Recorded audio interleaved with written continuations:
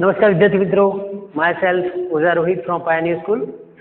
Last વિડીયોમાં આપણે ભૂ વિષયની થોડી ચર્ચા કરી હતી. આજે આપણે ભૂ વિષય પરફેક્ટ સમજી લઈએ. તો સ્ટાર્ટ કરીએ છીએ આપણે. ભૂ એટલે કોણ? આપણને બધાને જનરલી ખ્યાલ છે કે જે મનુષ્ય જાતિ અથવા તો કોઈ પણ જાતિ જે આપણે છે, જે સજીવ છે અથવા જે ક્રિયા કરનાર છે, વાક્યમાં જે મુખ્ય હોય છે એ કર્તા જ્યારે વાક્યમાંથી નીકળી જાય, મતલબ કર્તાને આપણે વાક્યમાંથી દૂર કરી દઈએ ત્યારે આપણને આપણો પ્રશ્ન મળે છે હું. બરાબર છે. તો આપણને એના નીચે અંડરલાઈન કરેલી હશે. બરાબર છે. તો આપણને ખ્યાલ આવી જાય કે ક્રિયાનો કરનાર કર્તા જ્યારે વાક્યમાંથી દૂર થાય ત્યારે આપણે વાક્ય મતલબ પ્રશ્ન જે છે એને આપણે ભૂથી બનાવી શકીએ છીએ. તો સમજીએ કે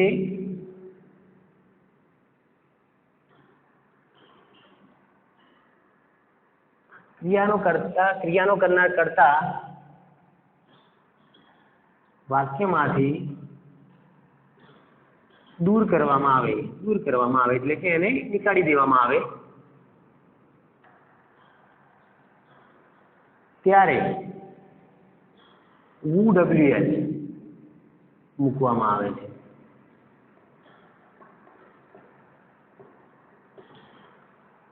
ઓકે વિદ્યાર્થી મિત્રો, તો આપણને ખ્યાલ આવી જાય કે વાક્યની શરૂઆતમાં મોટા ભાગે એવું મૂકેલું હોય છે એટલે આપણા માટે બહુ સરળ બની જાય છે. બરાબર છે. મહત્વની બાબત છે આપણી આ.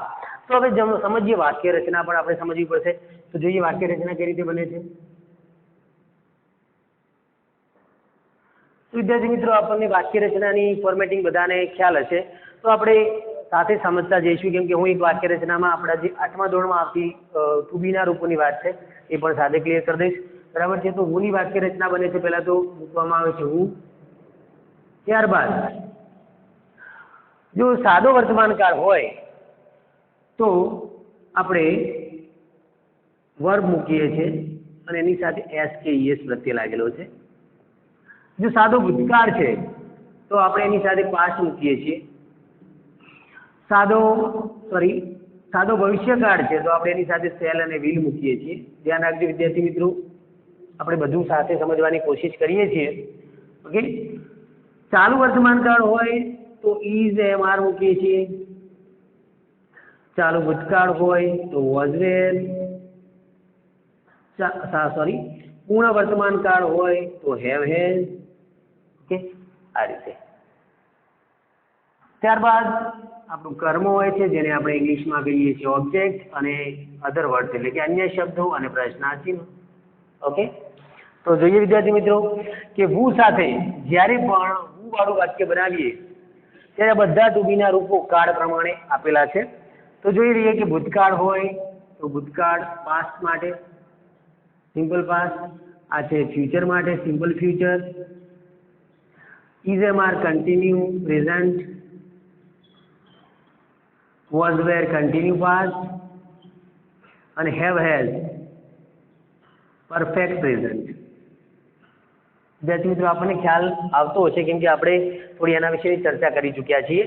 પણ આપણે સમજવાનું છે આ કે જ્યારે સાદો વર્તમાન કાળ હોય ત્યારે વર્બ પ્લસ એસ કે ઈએસ, સાદો ભૂતકાળ હોય તો પાસ્ટ, સાદો ભવિષ્યકાળ હોય તો શેલ વિલ, કન્ટિન્યુ પ્રેઝન્ટ હોય તો is am are, continue past હોય તો વોઝ વેર અને પરફેક્ટ પ્રેઝન્ટ હોય તો હેવ હેઝ મૂકવાનો છે.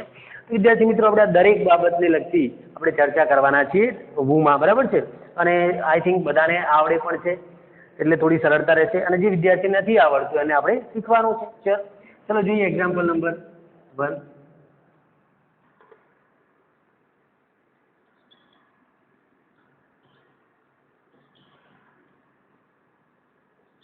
Narendra speaks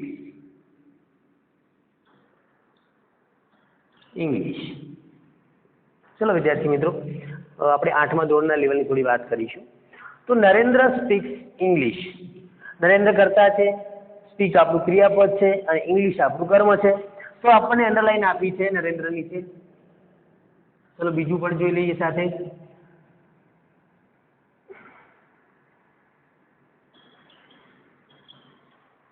They watched movies last night. જો વિદ્યાર્થી મિત્રો, આપણને ખાલી હું ની જ વાત કરી રહ્યો છું અત્યારે હાલ, એટલે ધ્યાન આપજો. બરાબર. આ મેં જે લખ્યા છે ટુ બીના રૂપો એના રિલેટેડ આપણે બધા સમજીશું. પછી લખીએ આગળ ફ્યુચરની વાત છે.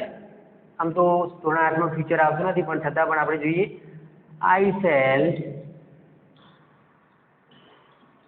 Do my work tomorrow. તો આઈની ચેનલ લાઈન વિદ્યાર્થી મિત્રો. હવે જોઈએ ચાલુ વર્તમાન કાળ છે. તો હી ઇઝ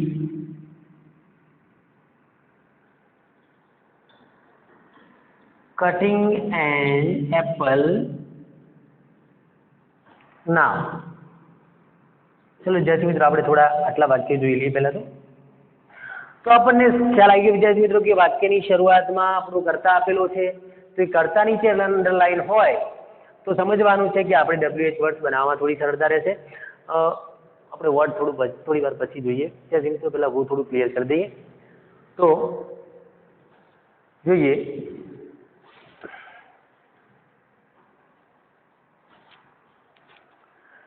તો નરેન્દ્ર નીચે અંડરલાઈન છે એટલે વાક્ય આપણું શું બનશે વિદ્યાર્થી મિત્રો કે નરેન્દ્ર સ્પીક્સ ઇંગ્લિશ. તો આપણને સરળતાથી વાક્ય બનાવી શકાય છે કે હુ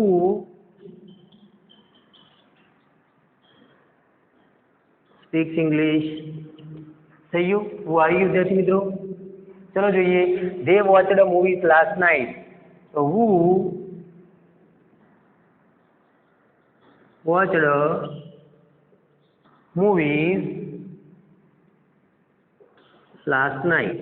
ઓકે, પ્રશ્નાર્થીને ખાસ વિદ્યાર્થી મિત્રો કરવાનું છે. તો અહીં હું આવે છે. હવે આ બાબતને ક્લિયર કરી દઈએ કે વિદ્યાર્થી મિત્રો આપણને ભૂતકાળનું રૂપ આપેલું છે વોચડ અને અહીં સ્પીક્સ લખ્યું છે. તો વાક્યમાં કરતા કોઈ પણ હોય, વી હોય, ધે હોય, મતલબ બહુવચન કોઈ પણ હોય તો પણ આપણે અહીં સ્પીક્સ જે છે એ આપણે ક્રિયાપદ એસ કે યસ પદ તે મૂકવાનું છે. એ ખાસ ધ્યાન રાખવું. અને ભૂતકાળ હોય તો એનું પાસ્ટ ફોર્મ આપણે હુમાં મૂકવાનું છે. આમાં ડુ ડઝ કે ડીડ આ બંને કાળમાં હુ સાથે વપરાતું નથી. એટલે યાદ રાખવાનું છે કે સાદા વર્તમાન અને ભૂતકાળમાં અને સાદા ભૂતકાળના હુ વાળા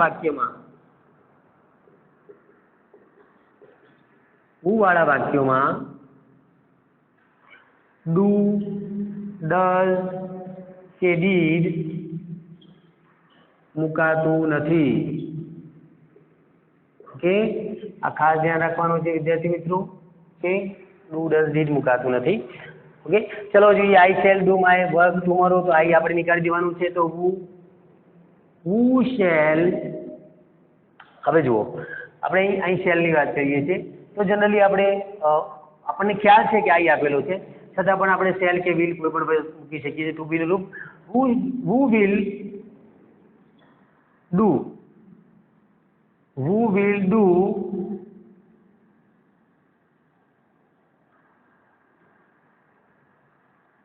my work tomorrow.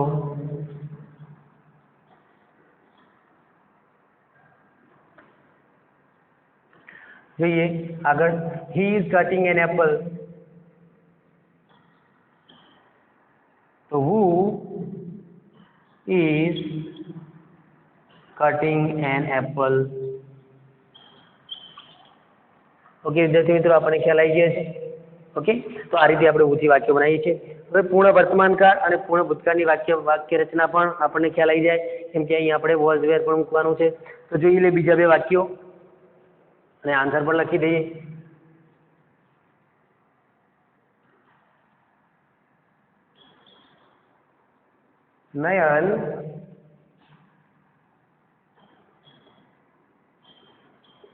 Nayan was sleeping at night. Okay, and I need in the line.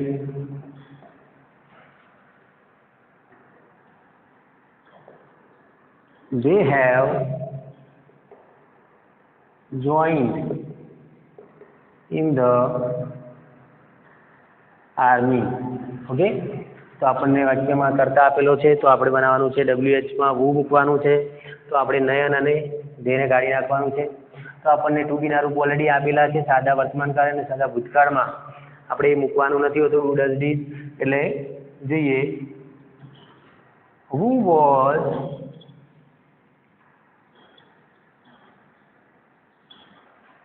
sleeping at night, and the last one they have joined in the army. So who has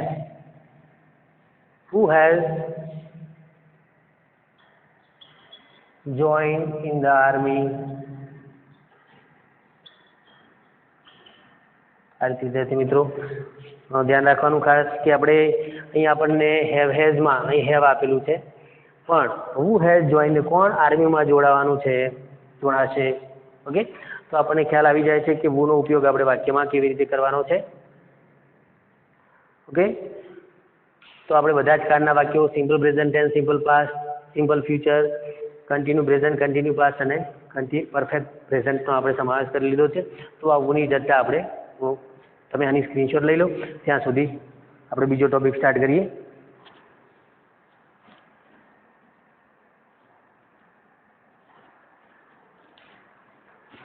ચલો વિદ્યાર્થી મિત્રો જોઈએ આગળ. આપણે જોઈએ આગળ next point છે vote. વોટમાં શું કરવાનું છે? તો વોટમાં શું, જે ક્રિયા કરનાર, જે કર્તા છે એની અંદર એનું કર્મ મહત્વનું છે. તો જ્યારે કોઈ કર્તા કોઈ ક્રિયા કરે છે તો આપણે પૂછીએ કોઈને કે વોટ આર યુ ડુઈંગ, તમે શું કરો છો? તો કોઈ કામ કરી રહ્યો હોય કોઈ કર્તા, મતલબ જે કોઈ ક્રિયા પૂછતા આપણને શું મળે, એ શું કરે છે, તો શું કરે છે, તું શું ખાય છે, બરાબર. What are you doing, what are you eating, તો આપણો જવાબ હોય I am eating an apple, I am working in the office, I am writing a letter. Okay, આ રીતે આપણને જવાબ મળતા હોય છે. તો કહેવાનો મતલબ છે કે વોટ એટલે શું. વોટ ધેટ મીન્સ શું, એટલે કે વોટ એટલે શું, એટલે કે જ્યારે કોઈ વાક્યમાં કોઈ ક્રિયા થતી હોય પણ એમાં કર્મનું સૂચન ના હોય, મતલબ આપણે કર્મને ગાડી દેવાનું છે અને એની જગ્યાએ આપણે વોટ મૂકીશું. તો આપણે કાળ પ્રમાણે એમાં પણ ફેરફાર કરવાના છે. તો કેવી રીતે? તો જ્યારે કોઈ વાક્યમાં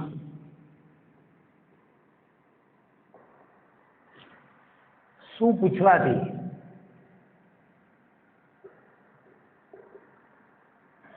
જે શબ્દ નીકળી જાય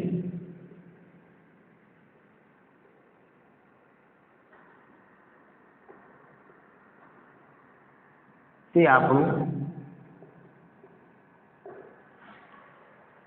કર્મ હોય છે.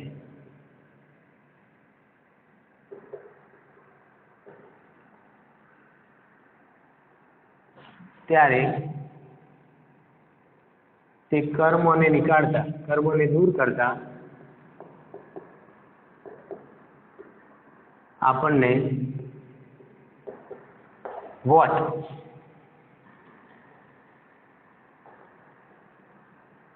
મળે છે, વોટ WH મળે છે.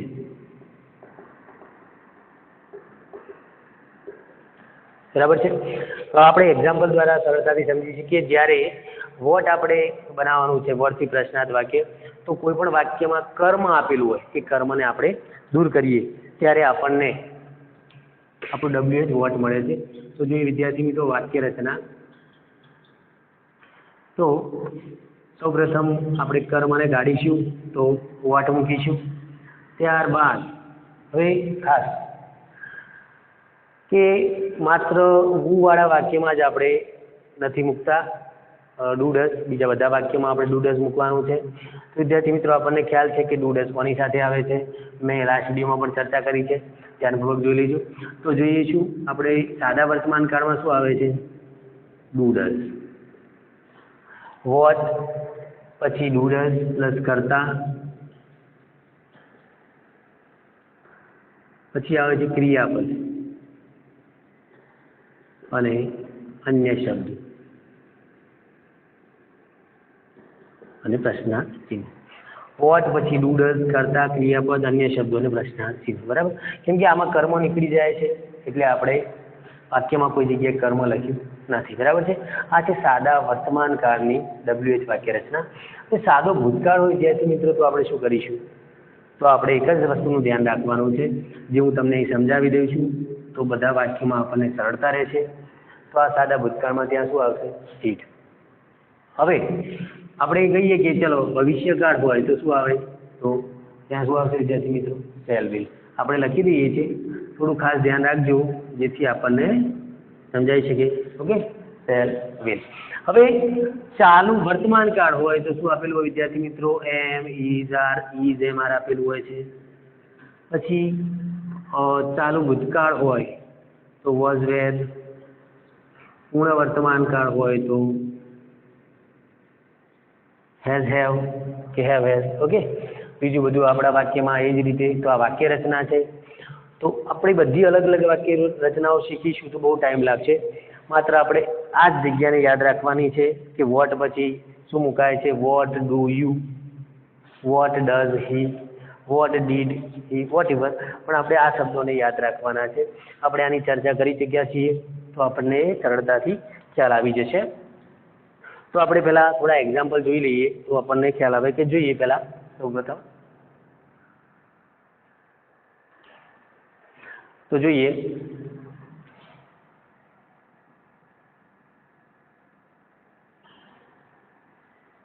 ભરત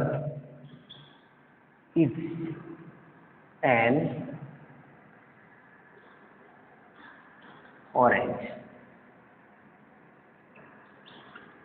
every day. Bharat eats an orange. તો આપણું ભરત કરતા છે, ઇટ્સ આપણું ક્રિયાપદ છે, એન ઓરેન્જ આપણું કર્મ છે અને એવરી ડે આપણું વધારાનો શબ્દ સમય સૂચકતા છે. જ્યારે કોઈ વાક્યમાં શું પૂછવાથી જે શબ્દ નીકળી જાય છે તે આપણું કર્મ હોય છે. બરાબર. તો શું ભરત દરરોજ શું ખાય છે, તો આપણું આ મેં કીધું ને કે શું પૂછતા, તો કર્મ નીકળી જાય. આપણું કર્મ હોય છે શું હોય, શું પૂછતા જે આપણને જે ક્રિયાપદ સાથે જવાબ મળે તે આપણું કર્મ છે. તો એન ઓરેન્જ એ આપણું કર્મ છે. અને મોટે ભાગે ક્રિયાપદ કે ટુ બીના રૂપો પછી આપેલું છે, મોટે ભાગે ક્રિયાપદ પછી આપેલું છે. તો ખાસ ધ્યાન રાખવું વિદ્યાર્થી મિત્રો. શું બનશે આપણો જવાબ, તો ભરત વોટ કયા કાળમાં છે, ખાસ ધ્યાન આપજો. ઇટ્સ આપ્યું છે, સાદા વર્તમાન કાળમાં છે. તો શું આવશે ભરત સાથે, what does Bharat, what does Bharat. હવે વિદ્યાર્થી મિત્રો જુઓ, અહીં આપણે ઇટ્સ મૂકેલું છે, પણ જ્યારે ડુ ડઝ સાથે WH વર્ડ સાથે પૂછાય ત્યારે આપણે મૂળ ક્રિયાપદ લખવાનું છે, એની સાથે એસ કે એસ પ્રત્યય લાગતો નથી.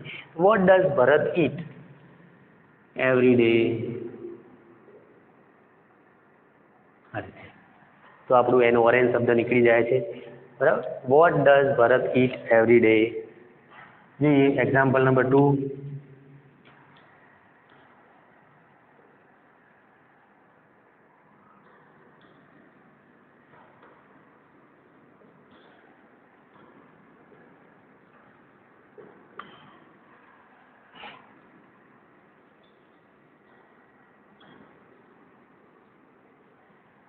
We sold mangoes last day.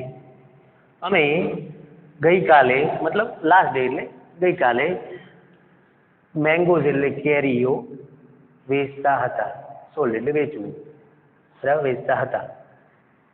તો આપણે એનું WH બનાવીએ તો મેંગોઝ છે. અમે કીધું ને તમને કે ક્રિયાપદ પછી તો ભૂતકાળનું રૂપ છે, તો આપણે ધ્યાન આપવાનું છે કે એના પછી લખેલું હોય છે.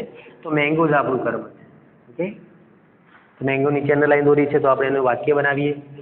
તો ભૂતકાળમાં હોય તો શું વિદ્યાર્થી મિત્રો, અહીં ડુ ડઝ આવે, તો ભૂતકાળમાં હોય તો શું આવે, ડીડ આવે છે. તો વોટ ડીડ. જો વાક્ય રચનાને ખાસ ધ્યાન આપજો. વોટ મૂક્યું છે, સાદો મતલબ સાદા વર્તમાનકાળની ક્રિયાઓની વાત આપણે કરી ચૂક્યા છીએ. હવે ડીડ આવ્યો છે તો આપણે વોટ પછી ડીડ મૂક્યું. વોટ ડીડ પછી શું આવે છે વિદ્યાર્થી મિત્રો? કર્તા. તો આમાં કર્તા શું છે? વી. તો અહીં પ્રશ્ન શેનાથી બનશે? Vote do you. જવાબ આપણને મળશે કે વી સોલ્ડ મેંગોઝ લાસ્ટ નાઇટ. પણ આપણે આઈ અને યુ સાથે મતલબ પ્રશ્નનો જવાબનો સંબંધ છે, તો એ જ રીતે વી અને યુ સાથે પણ છે. તો what did you, what did you. હવે જો વિદ્યાર્થી મિત્રો,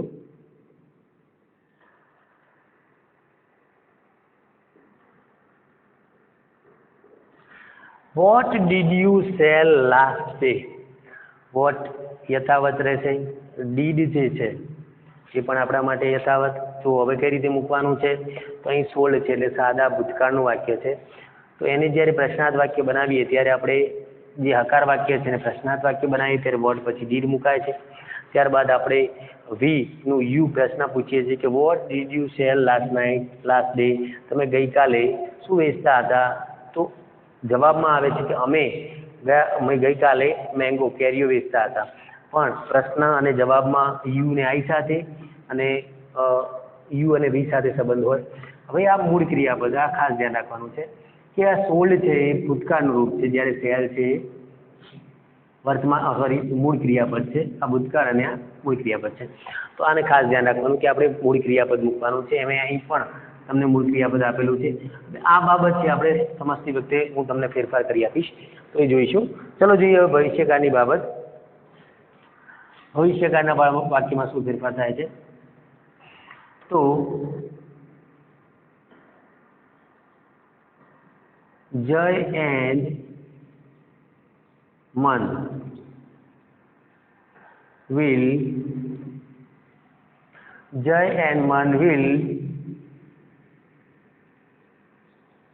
cut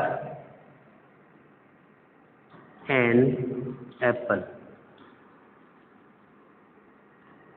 Okay, જય એન્ડ મન will cut an apple. તો મેં તમને કહ્યું હતું ક્રિયાપદ પછી કર્મ આપેલું છે, તો આપણે એની નીચે અંડરલાઈન દોરીએ અને પ્રશ્ન બનાવવાનો કોશિશ કરીએ કે કઈ રીતે બને છે. તો વિદ્યાર્થી મિત્રો, આ છે ભવિષ્યકાળનું વાક્ય. તો ભવિષ્યકાળમાં શું ફેરફાર થાય છે? તો વોટ પછી શું આવશે વિદ્યાર્થી મિત્રો? અહીં આપણે ડુ, ડઝ અને ડીડની વાત પતી ગઈ એટલે આપણે અહીં ભવિષ્યકાળની વાત કરી રહ્યા છીએ. તો વોટ will જય એન્ડ મન cut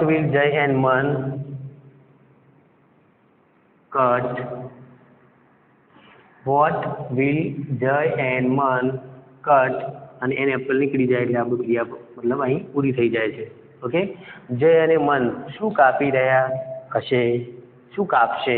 ઓકે, વોટ વિલ જય એન્ડ મન કટ. જય અને મન શું કાપશે? તો આપણે જો એ રીતે જ વાક્ય રચના મુજબ આપણે કામ કર્યું છે. તો વોટ યથાવત, પછી સેલ વિલ, પછી આપણું કર્તા છે અને ક્રિયાપદ છે. જો અન્ય શબ્દ આપણે મૂક્યો નથી એટલે છે નહીં. ઓકે, હવે જોઈએ આગળ. હવે આપણે ચાલુ વર્તમાનકાળની વાત થોડી કરી લઈએ. તો આમાં પણ વોટ મુકાશે, ત્યારબાદ ટુ બીનું રૂપ, પછી કર્તા આવશે, ત્યારબાદ ક્રિયાપદ. પણ ક્રિયાપદ કેવું? આઈએનજી વાળું, એટલે ક્રિયાપદને આઈએનજી પ્રત્યે લાગશે. એટલે આપણે અહીં વર્બ લખીએ કે વર્તમાન કુદંત કહેવાય, પણ આપણે લખી દઈએ વર્બ ઓબ્લિક આઈએનજી, એટલે કે વર્બ સાથે આઈએનજી રૂપ અને અન્ય શબ્દો એટલે કે અધર વર્ડ્સ. પ્રશ્નાર્થ એ જ રીતે પણ અહીં પણ સેમ એજ હશે બધું, પાછું અહીં બદલાઈ જશે. આપણે જોઈએ છીએ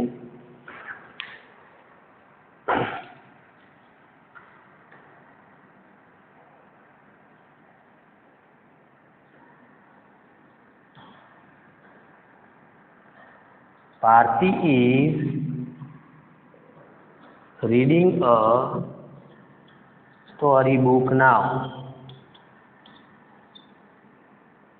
ઓકે, તો આપણું જે આઈએનજી વાળું રૂપ છે, જો બધા પછી આપણને સમજાઈ જાય કે ક્રિયાપદ પછી તરત જ કર્મ હોય છે, તો આ સ્ટોરી બુક આપણું કર્મ છે. તો આપણે એને વાક્ય બનાવીએ.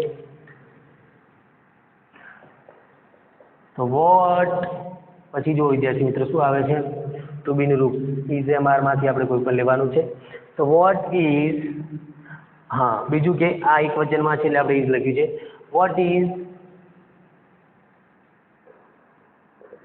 Bharati, what is Bharati reading now?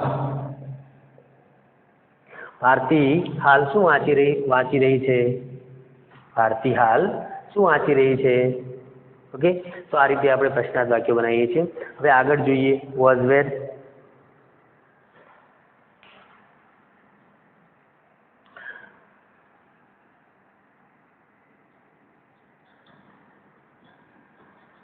They were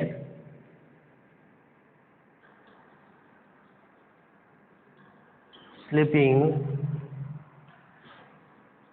on the bed at night. Okay, તો they were sleeping on the bed, તો ક્યાં? પથારી પર. બરાબર છે.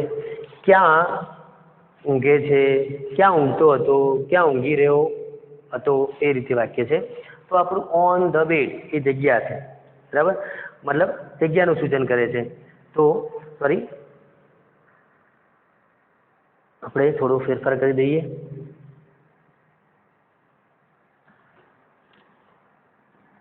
કેમ કે સમજાઈ જાય તમને. they were writing a letter, કેમ કે જ્યારે પણ આપણે વેરનો ઉપયોગ કરવાનો હોય એ જગ્યા બતાવે છે તો આપણને ખ્યાલ આવે. they were writing a letter yesterday. Okay, તો આપણે પ્રશ્ન બનાવીએ છીએ. તો આપણું અંડરલાઇન વર્ડ શું છે? તેઓ ગઈકાલે શું લખી રહ્યા હતા? તો જવાબ બનશે આપણો વોટ. હા, વોટ વેર ધે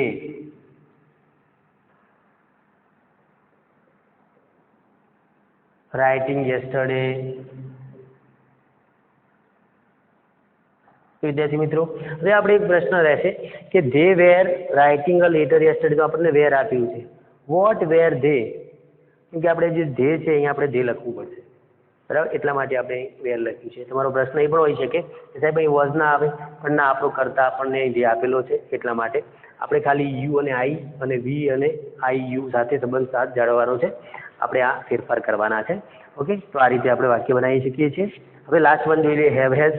તો હેવ હેઝ સાથે કરતા આવે છે, ત્યારબાદ પાસ્ટ પાર્ટિસિપલ આવે છે. બાકી અન્ય શબ્દો આપણે યથાવત મૂકવાના છે અને પ્રશ્નાર્થ ચિહ્ન. જોઈ લઈએ એક example.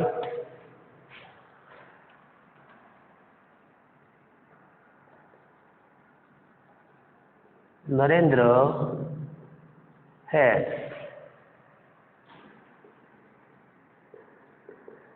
completed his work. Narendra has completed his work. તો his work આપણું શું છે? આપણું કર્મ છે. નરેન્દ્ર તેનું કામ કરી રહ્યો, sorry, Narendra has completed his work. Narendra તેનું કામ કરી લીધું હશે, કરી લીધું છે, સોરી, હિઝ વર્ક. તો આપણને હિઝ વર્ક આપણે કાઢવાનું છે, કેમ કે તેનું કામ. બરાબર છે. શું કામ, શું કરી લીધું? નરેન્દ્રે શું કરી લીધું? તો what has Narendra completed, what has completed his work? Sorry, Narendra has completed his work. તો આપણે હિઝ વર્ક કાઢી નાખીએ તો વોટ હેઝ નરેન્દ્ર કમ્પ્લીટેડ, નરેન્દ્રે શું પૂર્ણ કરી લીધું છે.